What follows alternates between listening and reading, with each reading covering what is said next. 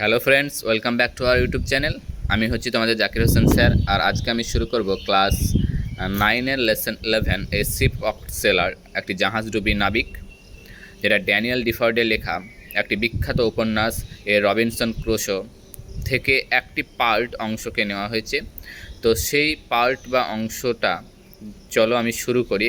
বিষয় সংক্ষেপে বলে শুরু করব আমি, যেহেতু এর মানে আমি অর্থাৎ প্রতিটা ইংলিশ লাইন বাই লাইন পড়ে কিন্তু আমি মাল নিয়ে বলবো না তোমাদেরকে, যেহেতু তোমরা এখন ক্লাস 9-এ পড়ছো, তোমাদেরকে বিষয় সারসংক্ষেপ যদি বলে দিই তবে তোমাদের খুবই মনে থাকবে, আমি আশা করি এটাই।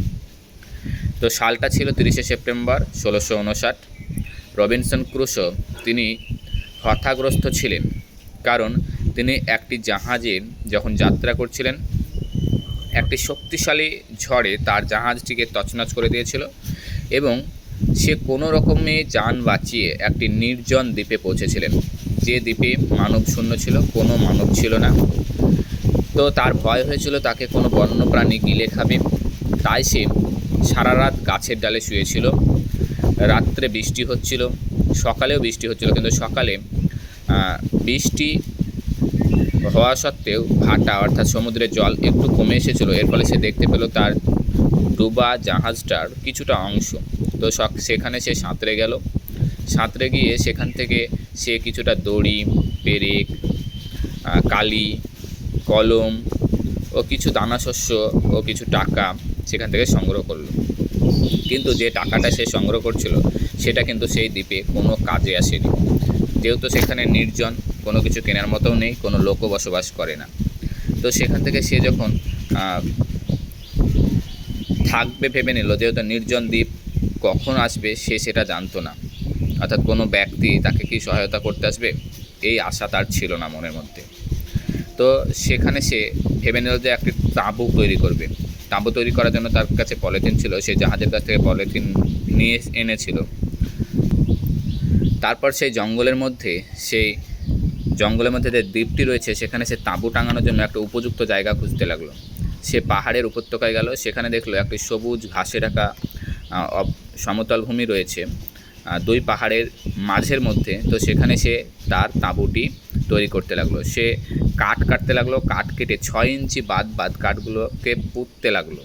পোতার পর সেই কাঠগুলোকে দড়ি দিয়ে বেঁধে নিল, যে দড়িটা সে জাহাজ থেকে সংগ্রহ করেছিল।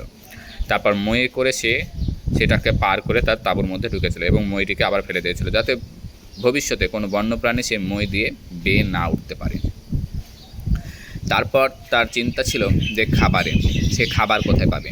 সে জাহাজ থেকে কিছুটা ভুট্টার দানা মুরগিদের খাওয়ানোর জন্য ছিল, সেই ভুট্টার দানা সে নিয়ে এনেছিল, কিন্তু ভুট্টার দানা প্রায়ই খেয়ে ফেলেছিল ইঁদুরে, অর্থাৎ সেখানে কুচি দানার মতো কিছু রয়েছিল। তো সে কী করলো, সেই কুচি দানাগুলো সেখানে কিন্তু ছিটিয়ে দিল, অর্থাৎ তার তাঁবুর সামনে ছিটিয়ে দিল, হয়তো কোনো গাছ বেরাবে এই ভেবে নিয়ে। তারপর সে যখন 1 মাস ওখানে কাটালো, 1 মাস কাটানোর পর হঠাৎ সে দেখতে পেলো যখন বৃষ্টি আস্তে আস্তে কমে এলো, তখন সেখানে সেই ভুট্টার দানা ছেটানো ওই জায়গাতে সে দেখতে পেল যে ভুট্টার নতুন গাছ বেরিয়েছে সবুজ কালারের।